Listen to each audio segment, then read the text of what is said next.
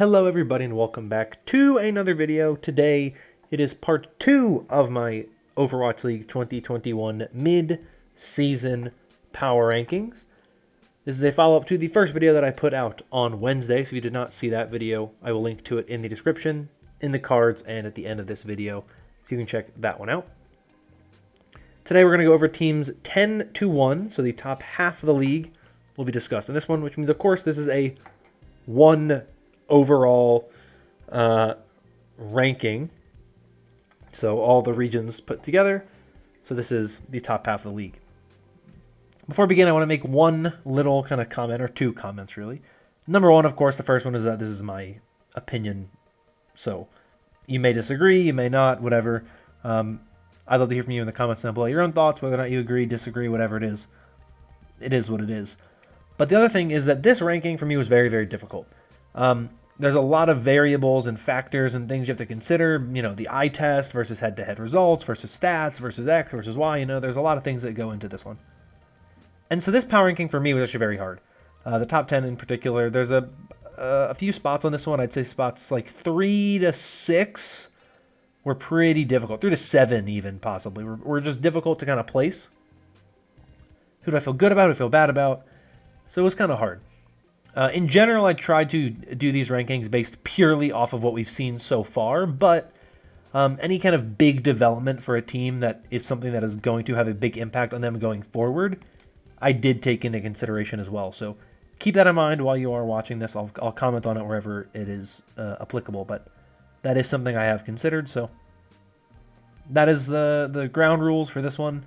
Let's jump into part 2, and let's start with number 10. At number 10, I have the Florida Mayhem. Now, this team, of course, made top 3 for the May Melee tournament, but did not have a very good June Joust tournament. They looked pretty weak, all things considered. Finished, I believe, 2-2. Just did not really manage to pull everything together for this one. I think that they're a team that I have some issues or concerns about them in terms of consistency and in terms of how many metas they're going to be good in. I think OG's one of the bigger question marks for this team. I think he's looked pretty good so far this season. I don't think he's been a problem at all this season. I definitely still have some issues or concerns. Not issues. I don't want to keep saying issues. Concerns about his consistency. And this team, I would like to see a little bit more out of their DPS lineup. Yaki and BQE are both very talented, but I want to be able to see this team flex a lot more, right? Checkmate is there on this team to play those kind of additional projectile roles. I really think that's something that potentially would help this team out if they get to the points where they kind of have to do that, because for the most part, the times in the Florida Mayhem have looked the best is when we can put Yaki on Tracer, right? When Yaki gets to play Tracer, ooh, the Mayhem are really, really good. It's what they did well in the May Melee in 2020. It's what they did well in the May Melee in 2021. Well, I guess part of the May Melee in 2020 was also his Echo play, but Tracer is a big part of that as well. And it seems like that's kind of the big common thread for this Mayhem roster. So I want to see a little bit more in terms of consistency and top-level play out of this Mayhem team on more compositions, on more metas. Because they look good. They should beat most teams in the league, but at the end of the day, I still have some concerns at what I've seen from them so far, and I'm not quite sure if I've fully bought in just yet to this 2021 Mayhem squad. They're good, could be great, but they just haven't shown me enough yet. At number 9, I have the Seoul Dynasty.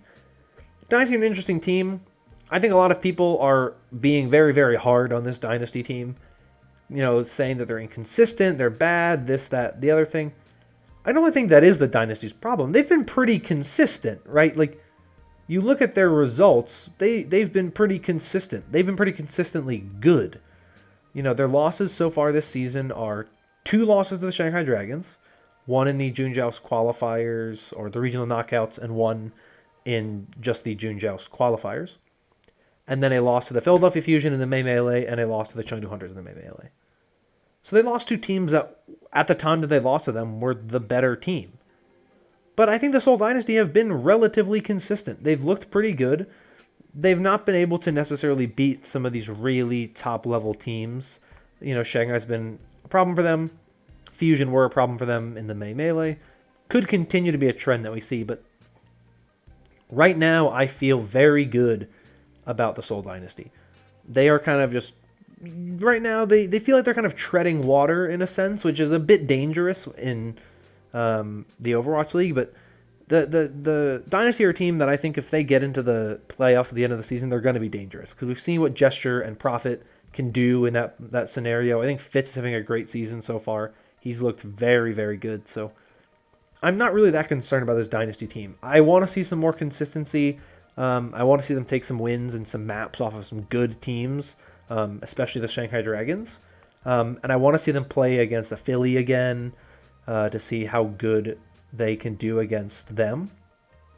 But overall, I don't feel too bad about them. I think they'll be fine.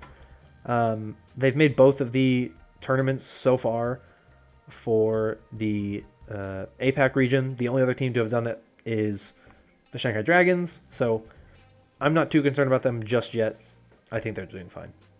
At number 8, I have a team in maybe a bit of a controversial spot. I have the Houston Outlaws.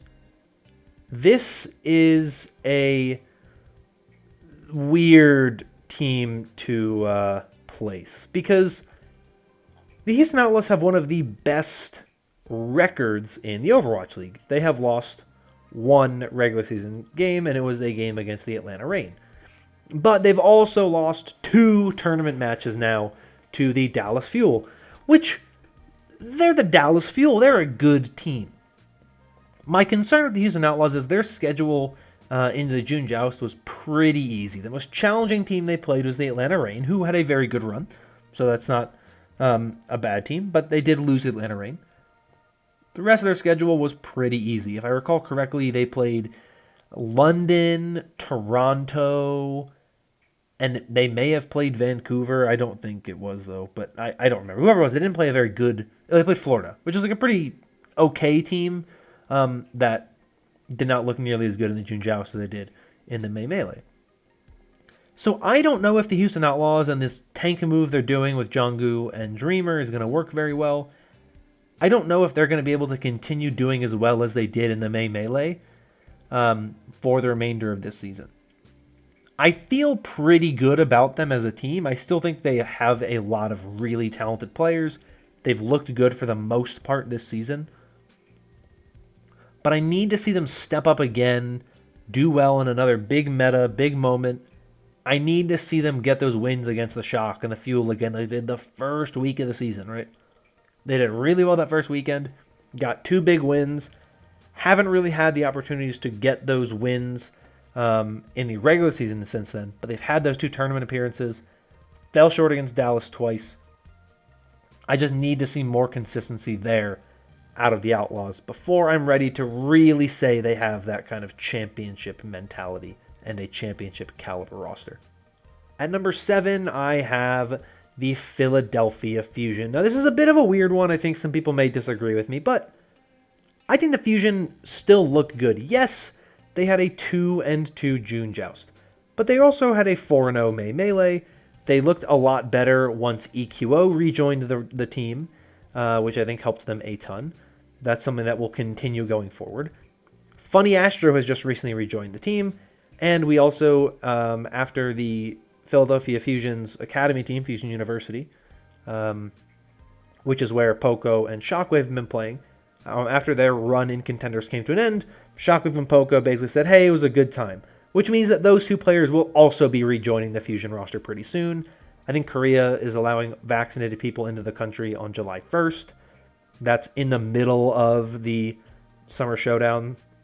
So we'll be getting these players in soon. And so the Fusion roster are going to be at full strength pretty soon. So some of this ranking is me saying that they're getting their roster back and they're going to be at full strength very soon.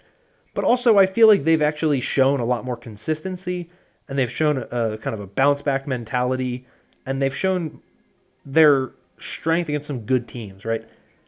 They played a close series with the Dragons when they lost to them back in the May Melee regional knockouts. Yeah, they lost to New York, And yeah, they lost to Chengdu. New York's a weird team. Philly did not look very good in that particular moment, but this is also a roster that is not at full strength. And as they're getting to full strength, they should get better and better and better. I don't really see the Fusion roster just continuing a kind of decline or any type of fall like that. They're getting better over time. It's the only thing that you can expect from this team as time goes on.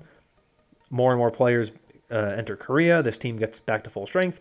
They, to me, are the only team in APAC other than Shanghai who has any realistic shot at title aspirations. They've shown to be a very good team. They've had really strong moments. Obviously, 2020, this is a very good team. They still look like one of the top teams in the league, in my opinion. They're lower than I think they will end the season right now in this power rankings, just because they did have a rough stage this past month, but I don't think that will keep them from doing well going forward. At number 6, I have the Atlanta Reign. This team finished third in the June Joust, giving themselves an extra point towards their overall season standings. But I don't really know if I feel super confident in this team yet to be good in all metas. They looked good in Double Shield, and they looked like they could play those Winston compositions, and it's not something that I'm concerned about them kind of rolling over and dying and just looking like a team that can't run those compositions when they're necessary. But they clearly don't feel comfortable running those compositions. They want to run the Double Shield compositions. They want to run the Reinhardt compositions. So that we know they can't play everything. That's pretty apparent. That's pretty clear. So going forward, it'll be very interesting to see how this Reign team does. They've only shown really strong performances in one stage. Yes, it was a very good stage from them where they managed to finish top 3 in the standings. But it is difficult for me to put them any higher because they feel like a team that is not meta-proof. As good as Gator and Hawk were this past tournament in these double shield compositions, I still do have concerns about whether or not they'll actually be able to win running these Winston compositions. They did beat the Fuel and Control, which is a pretty noticeable and notable victory, but I'm just not quite ready yet to say that they are a top 5 team in the league. I think they're just on the cusp if they can continue this consistency, continue getting some of those wins against some really good teams. But right now, I just don't feel ready to put them any higher than at the 6th spot. At number 5, I have the Washington Justice. I'm sure this is going to be one of the ones that people get pretty upset with because they're going to look at this and they're going to say, hey, what have the Justice done when the Reign just made a tournament final? Or a top 4, I guess. Not a tournament final, but a top 4. Well, the Justice have still looked very strong. Yes, they had a bad weekend. I'm not going to ignore the fact that they had a bad weekend to start the June Joust. But they looked much better in their second weekend back in the Overwatch League when they played against Florida and the Shock. Despite going 1-1 that weekend, they almost beat the Shock, or they came close to beating the Shock, and they pretty much dominated the Florida Mayhem. And I think when Decay plays, this team has an energy and a potential that very few teams can match. Mag has still looked very good all season. I think he has fallen behind in that Rookie of the Year category. I think people are looking to Shy for the most part, but he has still looked very good. And that kind of issue they had in the May Melee of pacing and kind of a slow speed that really hurt them at the beginning of the June Joust seems to have been a little bit alleviated. I definitely think that this team needs to work out some issues. If you can't win without Decay in, that's a huge problem. Your superstars are good and you should be playing them. But if you can't win without them, that is a sign of weakness, I think, and something that needs to be improved upon. But I've been impressed by the Justice. I think if they had a shot to have actually made the May Melee, or the June Joust, obviously they couldn't because they had won 1-3 stage and didn't do very well going forward and ending all of that tournament. But I think going into the Summer Showdown, they should be a really scary team because they are finally starting to really click. They look like they're getting the roster to where they think it needs to be. And I think this Justice team just looks ready to go as we reach the second half of the season. At number 4, I have the San Francisco Shock. I'm just going to say it how it is. The Shock look worse to our eyes because they are a team that hasn't had the success in the tournaments that we expect from them, right? They lost to the Dallas Fuel in the May Melee qualifiers. They lost to the Atlanta Reign in the June Joust qualifiers. But other than that, the only loss they have was their Week 1 loss to the Houston Outlaws.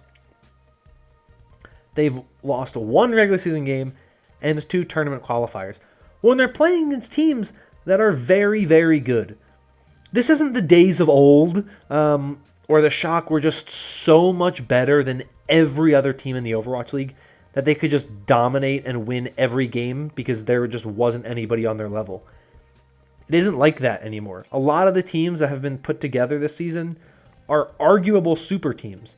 And when you have other super teams and other teams with really good coaching staffs that have really talented players, it's going to be much more difficult to find that kind of level of dominance. The reality is, no team should be as dominant as the Shock have been in years past. It shouldn't happen. It's a pretty bad thing if that does happen.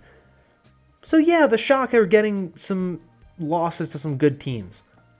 They still look good. They're not a perfect team, obviously. They definitely have some issues that need to work out, but I thought Nero has looked very good so far this season. I think that the June Joust, they looked better than they did in the May Melee. Significantly better. They looked more consistent. They looked more comfortable with the roster they were running. I thought that they were not doing those stupid roster swaps, which helped a lot. They integrated Glister in a lot more. They integrated the support line really well with basically just sticking with Violet and FD God. This team is definitely improving. They look a lot better. I think they're only going to get better from here. They're still one of my top teams in the league. I still think they should be seen as some of the favorites to make it far in the end of season playoffs. And so for me, they're the number 4 seed. They're the number 4 overall in the power rankings. One of the best, but they are not the best at this moment. At number 3, I have the LA Gladiators. I've really liked the Gladiators so far, especially recently. I think the June Joust was incredible for this Gladiators team. They lost 2 games in the first week of the season, and I think people just wrote off this Gladiators roster because of that. But since then, they've lost 1 game, and it was their qualifying match against the Dallas Fuel, which was really close. It was a 3-1 map that the Gladiators probably should have pulled away on Junkertown, but by some miracle, Dallas managed to pull it off. So I look at this Gladiators team, and I say this is a really strong team. Kevster is now with the team in North America. He's in LA now, so that's really helpful for this team. He will be a big part of this team's future, and I think that him being with the team should help him, at least a little bit. He's looked good already, so this is kind of his big moment to really step up. They've looked good against good teams. They've beat the Atlanta Reign, came close to beating the Dallas Fuel. I want to see them rematch against the Shock, and I want to see them play the Fuel again. I think there's the teams I want to see them really have matches against. The Justice, another team I want to see them play. But I think the Gladiators have looked good. They've started to find their identity. I really think that the way that they're using Moth now, almost full-time, 1 or 2 maps now a week, they sub him out for Skewed, where Brig is like really important. But I think the Gladiators are good. I think they do have what it takes to really be a championship caliber roster. I want to see them make Hawaii. Obviously, it's kind of the big asterisk for them is they've never made Hawaii. That is what they need to do next, but it's a tough road to get there. They had to play the Dallas Fuel, and I think that other than the Shanghai Dragons, they were the team that challenged the Dallas Fuel the most, and that is no easy feat, clearly. So for me, they're the number 3 overall team in the league. Up next, at number 2, I have the Shanghai Dragons. Now, I know what some of you are thinking. Whoa, the Shanghai Dragons, they just won the June Joust. How do you have them at number 2? Well, I have them at number 2 for a couple of different reasons. Number 1 is the Shanghai Dragons and the Dallas Fuel have played 2 times in each of the past two tournaments, right? The Shanghai Dragons have won once. They are 1-3 against the Dallas Fuel this season. Shanghai Dragons, when they did beat the Dallas Fuel, it was close. It was hard. And there were points in that series where I thought the Dragons looked like they were going to be completely obliterated. First two maps, I didn't capture a single point. The Shanghai Dragons are a really good team. And they have what it takes to beat the best. And they have what it takes to be the best. But I need to see them do it more. I need to see them do it regularly, consistently. They have to prove to me more than just once in a hard-fought, close, claw your way to victory series in the June Joust finale that they are the best. They adapted. They made the Dallas Fuel uncomfortable. Impressive, incredible, exactly what you want to see. But I want to see what happens the next time they play. And I want to see if the Shanghai Dragons can continue to be that impressive team as we go forward into this season. Because they're in a region that's pretty open. There's not really that many good teams. It's really just them. They don't really get the same challenges that the Dallas Fuel do. Shanghai's real only tests they get is when they get to play the really good NA teams in each of these tournaments. So Shanghai's good. They're really good. They're one of the best. I think there's a huge gap between the second best team and the third best team. But I want to see the Dragons show more consistent performances against the Dallas Fuel and other really top-level teams before I'm ready to say, yes, they are the definitive best team in the Overwatch League. Finally, at number 1, I have the Dallas Fuel. Yes, they did not win the June Joust, and that is something of note. But it's not like they got completely clapped by the Dragons. It was a 4-3 series. It was very, very close. And when they played earlier in the bracket, it was a 3-0 sweep for the Dallas Fuel. It was not a difficult thing for them to do. They have looked much better consistently against the Dragons than the Dragons have. The Dragons managed to find one win so far, and it was a good win, and it was big for them. But it really was something that stood out to me. This Fuel team is still better overall. One win for the Shanghai Dragons does not automatically, to me, make them the best team in the world.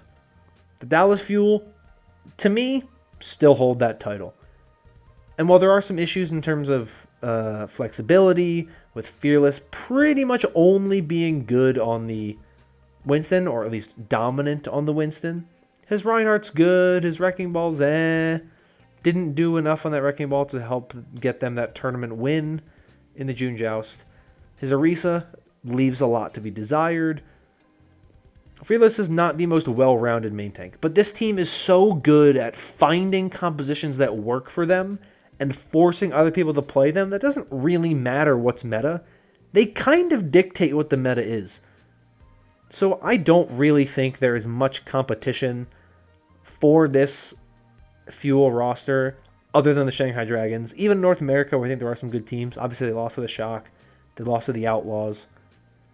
They lost to the Justice. Like they've lost to good teams, but they are so good at what they do. They know what they're good at. They run it super well. And at the end of the day, I just don't see a world where even with a June Joust tournament loss, I can put the Dragons above them. So that is it. That is my 2021 Overwatch League mid-season power rankings complete. Let's throw the full 20-team list on the board. You can see it right there. That is where I have them. I'm curious to hear your thoughts on my rankings. If you agree with things, disagree with things. I am sure there's going to be some people who disagree with 3 through 7, probably 3 through 6. It's a tough one. There's some really good teams this season. It's really, really close. It's the most competitive season we've had by far. So I'm excited to see what happens going forward. I'm excited to hear from you, your opinions on it. Love to hear from you on stuff like that. But that is going to be it for me. today. If you enjoyed this video, consider liking and subscribing for more like it in the future. I hope you are all staying safe and staying healthy. And until next time, bye-bye.